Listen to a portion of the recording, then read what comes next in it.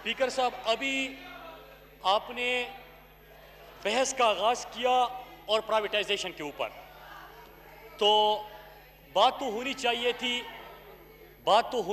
تھی پرائیویٹائزیشن کے اوپر کہ حکومت کی پالیسی کیا ہے اور ان کو کون کون سے. آپ برداشت سے کام لیں. سارے جو ہے وہ اس ایوان میں ایک دوسرے کی بات سنیں. اس سے پہلے بھی جو بول رہے تھے تمام نے بڑی خاموشی سے اور بڑے صبر اور تحمل کے ساتھ بات سنی ہے. ہر ایک کو آپ موقع دیں.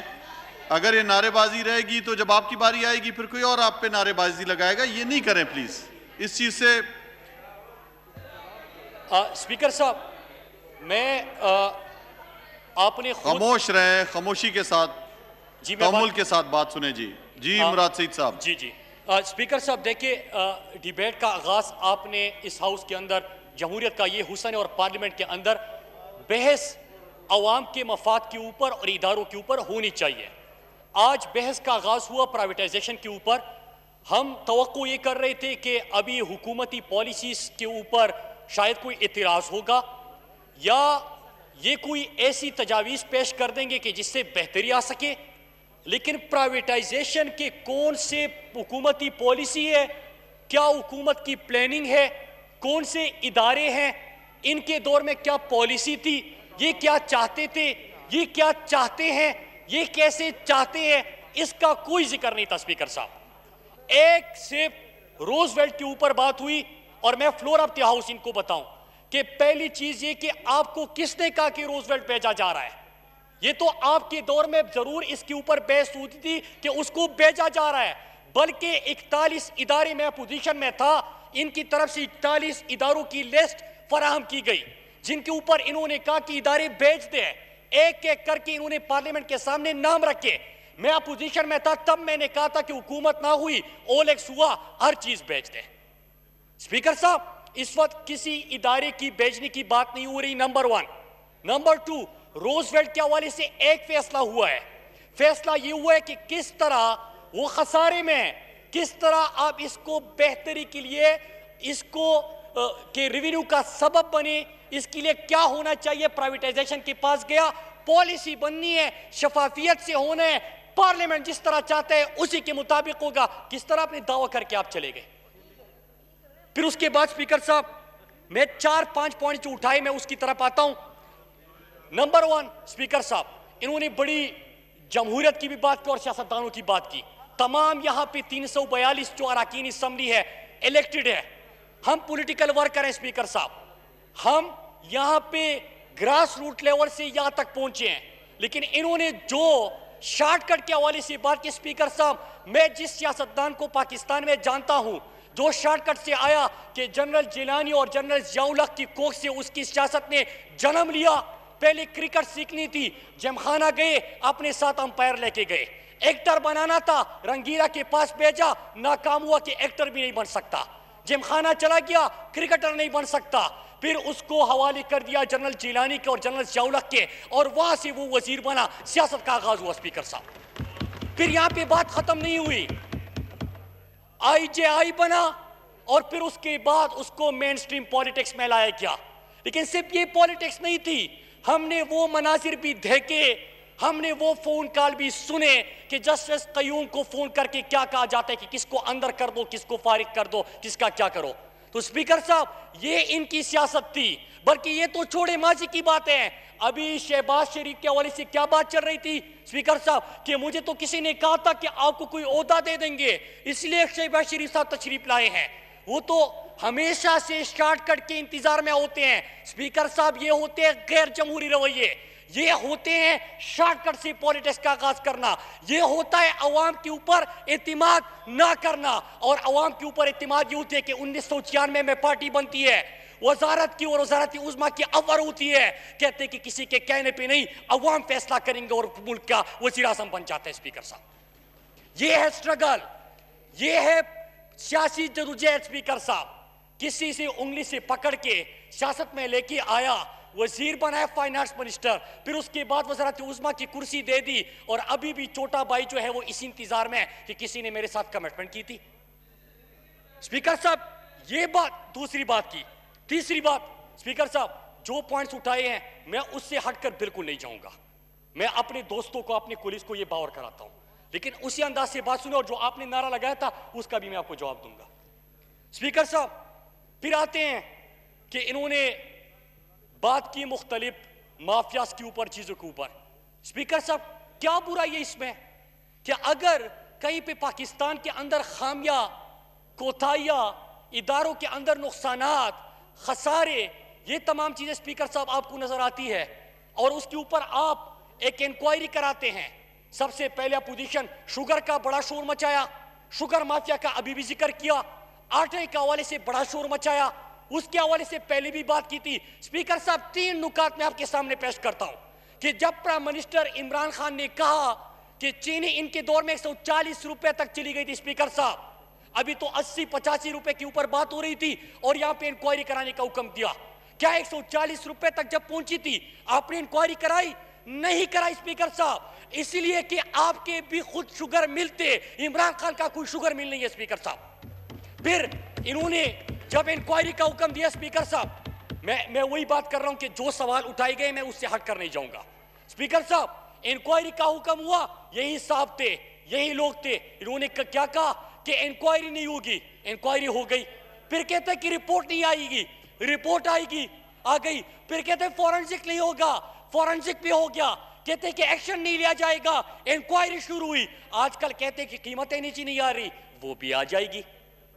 تو اسپیکر صاحب یہ تو ہوا. پھر اس کے بعد انہوں نے جو کابینہ کے اندر اسپیکر صاحب انہوں نے ذکر کیا کہ کل جو اثاثے ڈکلیئر کیے گئے اور شہریت کا ذکر کیا. اسپیکر صاحب پہلے تو میں اس ہاؤس کو بتاؤں, مجھ سے یہاں پہ سینئر پارلیمنٹیرین بھی ہے, مجھ سے زیادہ ایکسپیرینس بھی رکھتے ہیں. اسپیکر صاحب پاکستان کے اندر ایڈوائزر اور معاون خصوصی کے اوپر اساسی ڈکلیئر کرنے کا کوئی قانون موجود نہیں تھا, پہلے نہیں ہوا. یہ عمران خان کا 2011 میں جب اپنے پارٹی کے کور کمیٹی اور سینٹرل ایگزیکٹو کمیٹی کو کہا کہ قوم کے سامنے اپنے اساسی رکھے, وہی عمران خان کا ویژن امپلیمنٹ ہوا کہ ملک کی تاریخ میں پہلی دفعہ ایڈوائزر اور معاون خصوصی کے اساسی ڈکلیئر کیے گئے. اسپیکر صاحب دوسری بات انہوں نے بات کی کہ کوئی باہر سے آیا ہوا ہے. اسپیکر صاحب مجھے دکھ ان کا نہیں ہے کہ کوئی باہر سے آیا, سب کو پتا تھا کہ باہر تھا, وہاں پہ نیشنلٹی ہولڈر تھا اور یہاں پہ پاکستان آ کے اب کام کرنا چاہتے ہیں. دکھ سب سے بڑا مجھے کیا ہے اسپیکر صاحب کہ یہ بندہ خود وزیر خارجہ, خود وہاں پہ پانی اور بجلی کا وزیر اور اقامہ رکھا ہوا تھا, ہفتے میں 5 دن نوکری کر رہا تھا کسی اور ملک کے لیے. اسپیکر صاحب کہ ملک کا وزیر خارجہ ہوتے ہوئے آپ کسی اور ملک کا اقامہ بھی رکھے, 15-20 لاکھ روپے آپ کو ماہوار بھی ملے. بڑے یہاں پہ غیرت کی بات ہو رہی تھی, ابھی بڑا یہاں پہ لیکچر دیا جا رہا تھا. لیکچر تب دے کہ آپ نے اس وقت خود کیا کیا تھا. ان کا دوسرا جو وزیر تھا وہ بھی وہاں پہ اقامہ ہولڈر تھا, بلکہ باقی تو چھوڑے, ان کا تو وزیر اعظم بھی اقامہ ہولڈر تھا.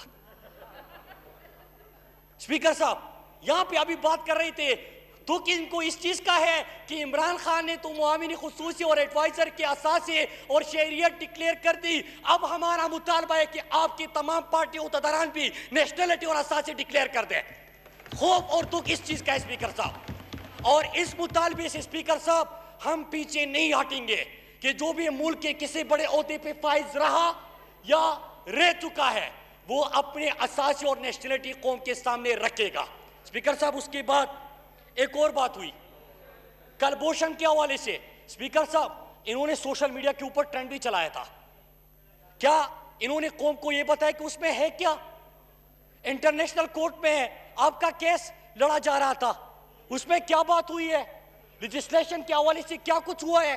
ملک کی بہتری ہوئی ہے کہ نقصان ہوا ہے؟ اس کے اوپر کوئی ڈیبیٹ کرتے, کوئی ہمیں دلیل دیتے, کوئی تجویز دیتے. لیکن اسپیکر صاحب کیا تجویز دیتے کہ انٹرنیشنل کورٹ میں جو انڈیا کی وکیل نے وہاں پہ ویڈیو اور سٹیٹمنٹ پاکستان کے خلاف استعمال کیا وہ میرا اور آپ کا نہیں ہے, نواز شریف کا سٹیٹمنٹ استعمال کیا.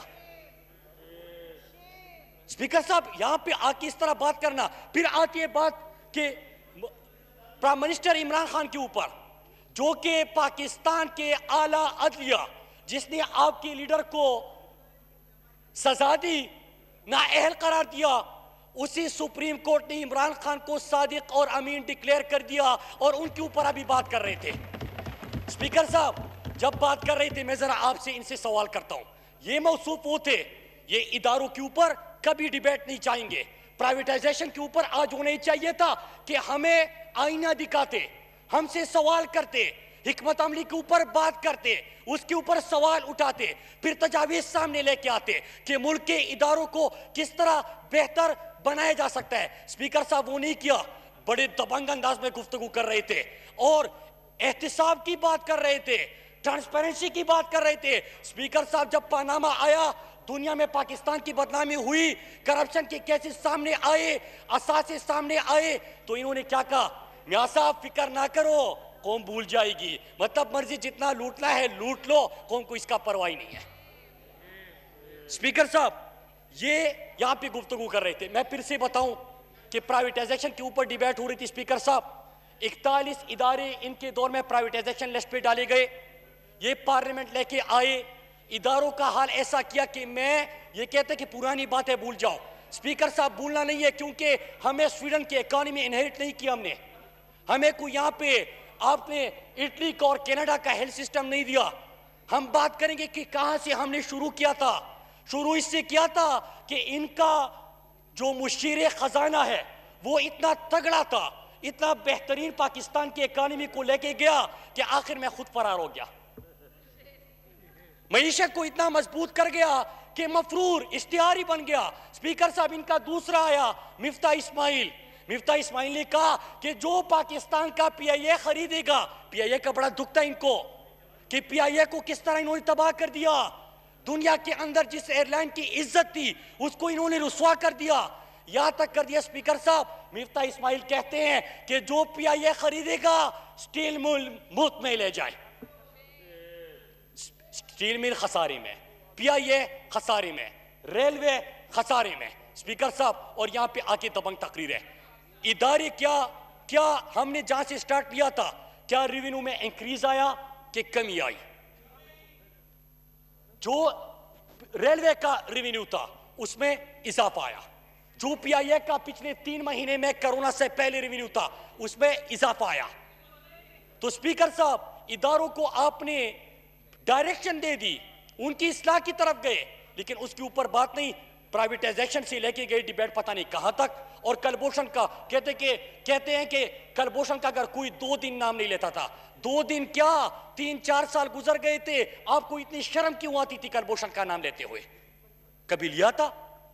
کبھی آپ نے جو انڈیا پاکستان کے اندر دہشت گردی کی کارروائی کرتا تھا اس کے اوپر بات کی نہیں کرتے تھے. مودی کو کبھی نواسے کی شادی پہ بلایا, کبھی مری میں سجن دل کو بلایا, ہم نے سوال اٹھایا, کہتے کہ ذاتی تعلقات ہے. آپ کو اس سے کیا؟ ملک اس طرح چلتے ہیں اسپیکر صاحب. اگر آپ نے مقدمہ لڑنا تھا, کہتے کہ پاکستانیت کی بڑی بات کر رہے تھے, خود اقامہ رکھا ہوا ہے, 15-20 لاکھ روپے باہر سے نوکری تنخواہ لے رہے ہیں, 5 دن ان کی حاضری رکھتی ہے, تو بھی چوکیدار ایسے بڑھتی ہوئی ہے. امریکہ جا کے پاکستان کے بارے میں کیا کہتے ہیں؟ کہتے کہ یہاں پہ عمران خان کے اوپر فتوے, وہاں پہ جا کے خود لیبرل بن جاتے ہیں, کہتے کہ عمران خان پکا مسلمان ہے. وہاں پہ کہتے کہ ہم لیبرل ہیں, عمران خان کا دین کی طرف جھکاؤ ہے. امریکہ کو کہتے کہ پاکستان کے اندر دہشت گردوں کے ٹھکانے ہیں. اسپیکر صاحب اس طرح ملک چلتا ہے. مجھے اچھا لگتا اسپیکر صاحب پرائیویٹائزیشن کے اوپر بات ہوتی, ہم بھی کرتے. آخر میں ان کے نعروں کا جواب دیتا ہوں. اسپیکر صاحب 2 دن سے انہوں نے سوشل میڈیا کے اوپر ٹرینڈ چلاتے, اور مجھے پتا ہے پولیٹیکل پارٹی کا 2014-15 میں اس وقت وہ اتنے سیاسی حریف نہیں تھے میرے, یہ والی جارہ تھے, وہ ہمارے ساتھ اپوزیشن میں تھے. انہوں نے ایک ایشو میرے حوالے سے اٹھایا اسپیکر صاحب, اور میں نے کیا کیا کہ میں خود کورٹ گیا. میں کورٹ گیا تھا اسپیکر صاحب. انہوں نے بات نہیں کی, میں کورٹ گیا, وہاں پہ کیس جیتا. جو خبر چلائی گئی تھی وہ 2014 کی خبر پھر سے 5 دن سے یہ سوشل میڈیا پہ چلا رہے ہیں. میں آج بھی پورے قوم کے سامنے اس انداز سے کھڑا ہوں. یہ سازشیں ہو سکتی ہے, یہ آپ کا طریقہ واردات ہو سکتا ہے کسی کو خاموش کرنے کا. اللہ کا لاکھ لاکھ شکر ہے کہ جب میں کسی کے کرپشن پہ نقاب کرتا ہوں اسپیکر صاحب, تو مجھے پتا ہے کہ کل کو میں نصیب یہ بھی مجھے نہ کہنا پڑے کہ جناب یہ ہے وہ ذرائع, اور آخر میں کچھ نہ ہو, اور نہ مجھے یہ کہنا پڑے کہ یہ کون ہوتے ہیں مجھ سے سوال کرنے والے, کیونکہ میں سیاسی ورکر ہوں, گراس روٹ لیول سے آیا ہوں, جواب دہ ہوں. اور اپنے قوم کے لیے جواب دوں گا. 2014 کا ایک ایشو جو انہوں نے اٹھایا تھا اور انہوں نے آج کل ایک ہفتے سے اٹھایا ہوا ہے, کورٹ کا فیصلہ آج سے 3-4 سال پہلے آ چکا ہے اور کورٹ کے ججمنٹ میں آخری پیرا میں صادق اور امین ڈکلیئر کیا ہے اور آپ کے پٹیشن کو غلط ثابت کیا ہے. اسپیکر صاحب ایک کام کریں, ہم یہاں پہ سوال اٹھاتے ہیں اسپیکر صاحب, اور ان سے بھی توقع کرتے ہیں سوال اٹھائے. آپ خود کو دھوکہ دے سکتے ہیں. 2014 کی چیز اٹھا کے جو کورٹ نے اس کو ریجیکٹ کر دیا, ختم کر دیا, آپ کی پٹیشنز کو, آپ کی پروپیگنڈے کو. یہاں پہ سوشل میڈیا خود کو خوش کرنے کے لیے بڑا اچھا ہے کہ چلو مراد سعید خاموش ہو جائے گا, بائی نے تو میں اس سے خاموش ہوں گا. میں تو ہمیشہ کہتا ہوں میں آئینہ ہوں, دکھاؤں گا داغ چہروں کے, جسے برا لگے وہ سامنے سے ہٹ جائے. اسپیکر صاحب سوال کرے, جواب مانگے, ہم دیں گے. ہم یہ نہیں کہیں گے کہ یہ کون ہوتے ہیں, ہم ایک ایک سوال کا جواب دیں گے. فیکٹس کے اوپر بات کریں. آج ڈیبیٹ ہو رہی ہے پرائیویٹائزیشن کے اوپر. پرائیویٹائزیشن کے اوپر بات کرتے, ملک کے اداروں کو بہتر بنانے کے لیے تجاویز دیتے. ہم آپ کی تجاویز سنتے اور اپنے ملک کے ادارے کو بہتر بنانے کی کوشش کرتے. انشاءاللہ پاکستان کے ادارے خسارے سے نکلیں گے. پاکستان کو صحیح ڈائریکشن دے چکے اور عمران خان کی قیادت میں, کیونکہ صادق اور امین لیڈر ہے, عمران خان کی قیادت میں پاکستان کو نئے پاکستان کا خواب پورا کریں گے. بہت شکریہ.